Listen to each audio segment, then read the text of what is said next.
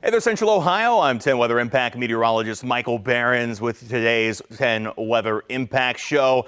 It's been an interesting little bit of weather here across Central Ohio as we've gone from fairly warm weather to some rainy weather out there and kind of foggy today too.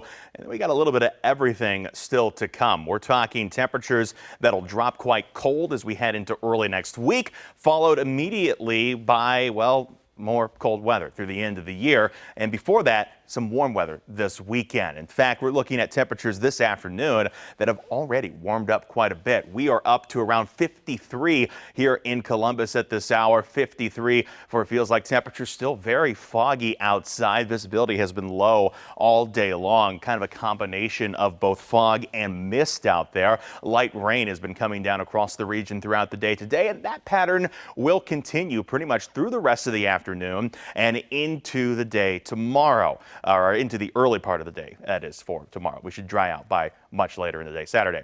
Here's a look at temperatures outside right now, hanging around in the 50s. 53 degrees in Columbus. We're in the 60s to the south, 60 Chillicothe, 61 in Piketon, 60 MacArthur. Temperatures to the north still a little colder, 45 in Mansfield, but all of this warm air is going to continue to lift into the region. Southerly winds working in our favor today, going to keep temperatures quite mild for this afternoon. Cloudy skies, mist, light rain possible for pretty much the next 12 hours out there. We'll see that rain chance start to come to an end as we head toward tonight and into very early tomorrow. Temperatures out there again going to be up toward that 60-degree mark for this afternoon. So it's going to be very warm air in place across Central Ohio. Very unseasonably warm air as we should be around that 50-degree mark for a high this time of the year, or 40-degree mark, I should say.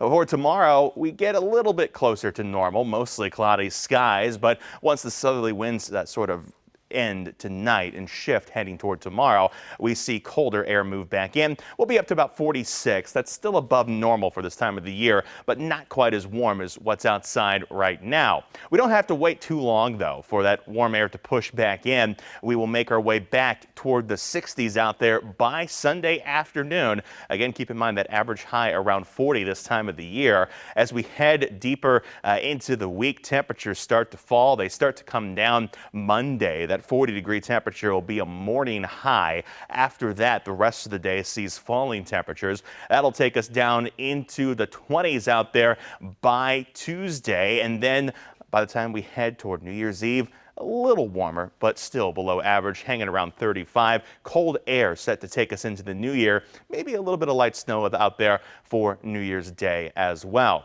The rain chances, they stay with us again through the weekend, looking dry as we get into the day Saturday, but that rain comes right back as we head into Sunday. 80% chance for rain out there. We will see those temperatures start to fall again Monday. We'll see a little bit of rain-snow mix by the time we head toward Monday morning into the early part of Monday afternoon with those temperatures coming down.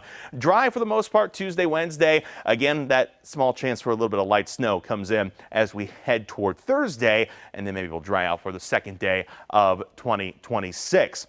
Here's the radar outside right now. What you're going to experience as you go outside is not going to be reflected by what's on radar. They're seeing a lot of dry area out there because what's coming down from this rain system is just so light and so misty.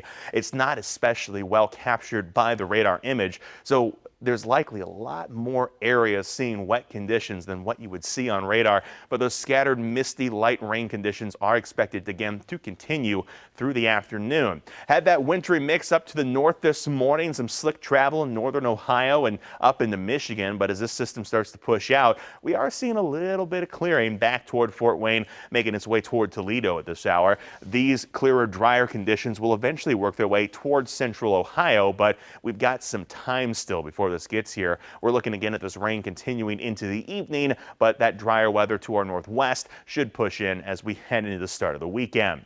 Let's go and show you the hour-by-hour forecast. Here's what we're looking at. As we head through the rest of the day, scattered light rainfall continues. Again, that continues into this evening as well. So keep the rain gear with you if you have any Friday night plans out there, going out to dinner, seeing a show tonight. Make sure you have that rain gear with you. Once we get on the other side of midnight, most of that rain chance should be gone. Cloudy skies do stay in place out there as we head through this evening and into early Saturday morning. Saturday itself, while it's much drier than today. It's not much more pretty outside. It's still going to be pretty cloudy out there. By the time we get to the afternoon, maybe some peaks of sun start to come through that cloud layer, but almost as soon as it does, we'll start to build cloud cover back into central Ohio, and we're back to overcast skies by early Sunday. And then here comes the rain again. That second round of showers coming through as we head into Sunday. Warm air again surging into the region with this. We're talking temperatures that easily make their way up into the 60s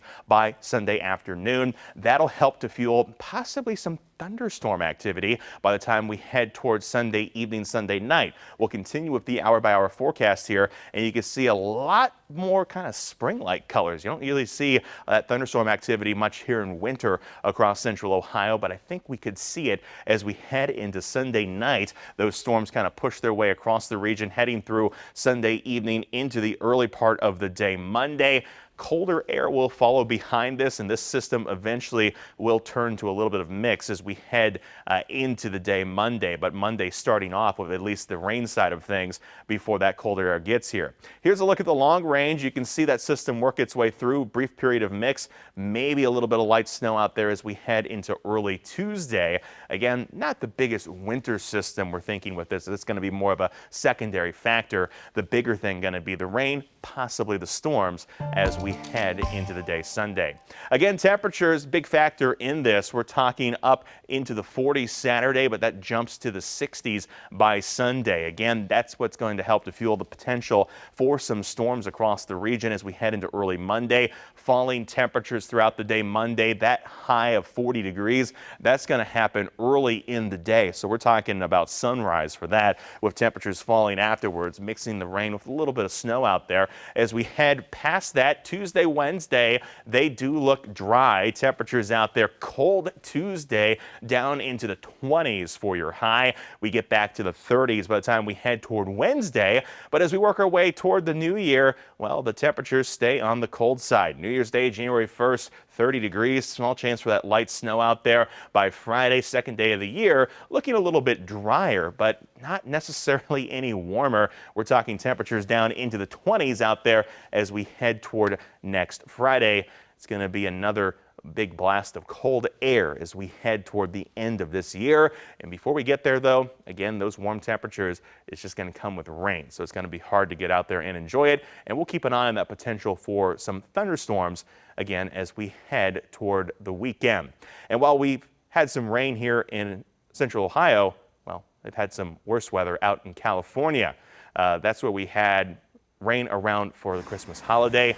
You can see some of these pictures here. Look at a heavy rainfall out there. This was from the west coast, Santa Barbara, California, where the airport was temporarily closed for flooding on the airfield there. All commercial flights for fixed-wing aircraft were grounded. Crews hard at work clearing water from the runways all night Thursday into the day Friday. Cleanup efforts still underway as of Friday morning. If you want information about specific flights or if you're traveling to California, contact your airline directly. They should share updates as that situation changes.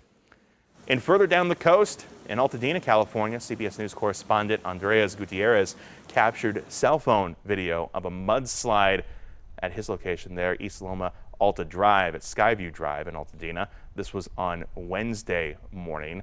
Andreas and his crew were not injured, but this video shows just how fast and how dangerous those mudslide conditions can be. And look at the aftermath there, all that mud in the road. Definitely a scary situation. And in the higher elevations up in Phillips, California, video shows the results of another storm system that moved through the northern portions of the state, resulting in power outages Thursday. Chain controls in effect on the mountain roads. Travelers in those regions were greatly impacted from delayed travel and slow going from those heavy winter conditions. And look at that parking lot there. That's up to the bumper of that car in deep snow. I don't know where he thought he was going, but not going to make it through that kind of snowy conditions. Of course, all those conditions that you saw there in California, they've been fueled by something called an atmospheric river. That's when a lot of moisture from the Pacific just sort of surges into the state. It's been setting records in some areas and even prompting some evacuations. Reed Binion reports with more. Everything was flooded. It was insane. Californians reeling from another day of brutal, deadly weather. Torrential rain triggering floodwaters that made roads treacherous and in many cases impassable. Thunderstorms and punishing winds causing damage across the state. In other areas, feet of snow also impacting travel. In Wrightwood, northeast of Los Angeles, authorities issued an evacuation warning Thursday due to mud and debris flows. We're approaching 10 inches for the Wrightwood area. Widespread flooding throughout the community. Emergency crews pulling people from flooded cars and homes. A number of rescues were performed throughout the day. Water rescues from vehicles traveling onto flooded roadways. We had people that were trapped in their houses. The massive scope of the flooding still visible hours after the water receded. Cars and homes encased in silt, mud, and sand the floodwaters left behind. Some homes buried nearly up to the windows and rafters. Elsewhere in the state, authorities say a Sacramento sheriff's deputy was killed after crashing on a wet roadway while driving to work. Fortunately, in this line of work, we deal a lot with the dangers in the line of duty. This is a little more unique because it's one of those freak accidents simply on his way to work. I'm Reed Binion reporting. And heavy rain continued to cause issues further to the north in Washington state, where a levee failure resulted in evacuations. Christian Balderas reports with that story. At Megan's Court Apartments, the contrast is stark. On the top floor, people are celebrating Christmas. We woke up and opened some presents from Mom and Santa Claus. But on the bottom floor, no one's home. Last week, the White River, located just feet away, flooded the complex, destroying everything. It's very sad. Actually, just below us on the corner, my friend Carrie lives on the bottom floor, and she lost all of her stuff. A gingerbread house remains on that neighbor's windowsill. At this point, residents have salvaged what they could and tossed what they couldn't. The apartments have told a lot of these people, all living on the bottom floor, that their unit is going to be gutted and that it could be fixed in as early as a month, though a lot of people are skeptical of that. I just screamed and woke everyone up. We spoke with Carrie Weiss, who lives in one of those flooded bottom floor units. She's lived here for 6 years. You were ready for Christmas. I was. The moment my photographer and I walked in, the air was so damp our camera lens fogged up. It smells like a swamp. And it's very soupy and moist and gross. And it smells. Her apartment was filled with feet of water. Everything in here has to go. This still has water in it. In the other bottom floor apartments, it's the same situation. Soaked carpets, mildew, and mold. The bathroom got ruined. When we asked Carrie about help, I don't know, I haven't found it yet. Her insurance won't cover the damage. This apartment complex is in a flood zone. Now the message from many residents, both on the top and bottom floors, is clear. Yeah, I plan to never live near a river ever again. They're not re-signing their lease. In Pacific, Christian Balderas, King 5 News. It wasn't all bad weather over the Christmas holiday, though. It was a Christmas miracle of sorts for skiers and riders in Vermont. Instead of curling up by the fire, plenty of people were able to hit the slopes and soak in some freshly fallen powder. Reporter Claire Jones grabbed her gear and joined them for some snowy celebrations.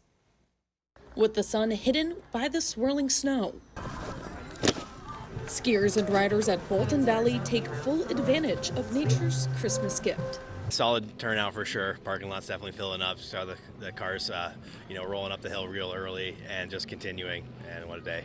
Do you guys usually see that on Christmas? It kind of depends on the snow. Snow really brings folks out. And bring folks out, it did. From out-of-staters soaking in a true Vermont Christmas. From a scale of 1 to 10, it's a 1 billion.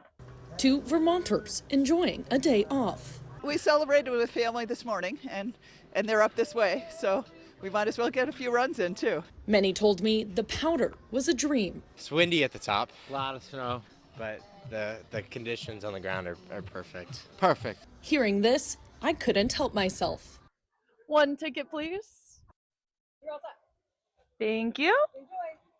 I swapped my work gear for ski gear and made my way up. And boy, they were not lying about that wind. It was so cold, my microphone battery died at the top. If you can't tell by my face, the wind and snow was oppressive. So much so, the main lift was put on a wind hold shortly after. Despite that, skiers and riders I spoke to say there's no other place they'd rather be. What's better than skiing with your kids on Christmas? Winter Wonderland up there. And finally today, let's check out some new video into us here at 10 TV. Well, it's not skiing, but people were found kayaking in some of those floodwaters out in California this week. This is video from out in Orangevale, California.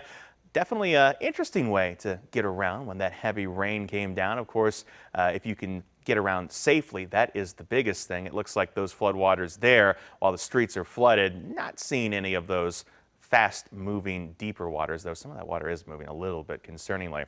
The biggest thing, of course, with flood conditions is you never want to drive into the unknown or get stuck out there, especially in a vehicle. So if your vehicle floats like a kayak, might as well get out and try to enjoy it. And the snow, well, it wasn't all bad in California either. We showed you that video of some people getting stuck earlier in the show, but that same snowfall, it's great news for the ski areas. That atmospheric river hitting Mammoth Mountain so far has delivered plenty of snow. 3 feet of snow, in fact, falling on the summit there of the mountain as of earlier this week. And 2 more days of heavy snow were in the forecast. Totals at the summit could easily surpass the 6-foot mark at the main lodge. How crazy is that? 3 feet of snow, again, on the ground at Mammoth Mountain as of this report, with more in the forecast that could take it over 6 feet. Check Caltrans for the latest road conditions if you happen to be traveling in that area. But if you want to hit the ski slopes, looks like a couple days from now, you're going to have plenty of powder to get out there and enjoy. Our forecast, well, we started the season off with a little bit of snowfall for our ski areas, but since then it's been quite warm and rainy. Not great weather to maintain the slopes, and we do have cold weather on the way, so I think they'll be able to get back out there and make some snow. However, I don't think we're going to get much in the way of natural snow anytime soon. We've got a little bit of snow potential possible on the back end of that system Monday, and we've got more potential for some light snow as we head toward the new year. But in terms of something you can get out there and enjoy, probably not going to see it, at least for now. Of course, you're tuned into the right spot. If you want to find out when our next big snow system comes, we'll update you here on 10 TV. For now, though, that's the latest for this 10 Weather Impact Show. Coming up later tonight, I'll be back 4, 5, and 6 with the latest forecast heading into this weekend, including that chance for some thunderstorms as we head into Sunday. We'll keep you up to date on that. Until then, you can catch more news and weather online at 10tv.com. Have a great afternoon.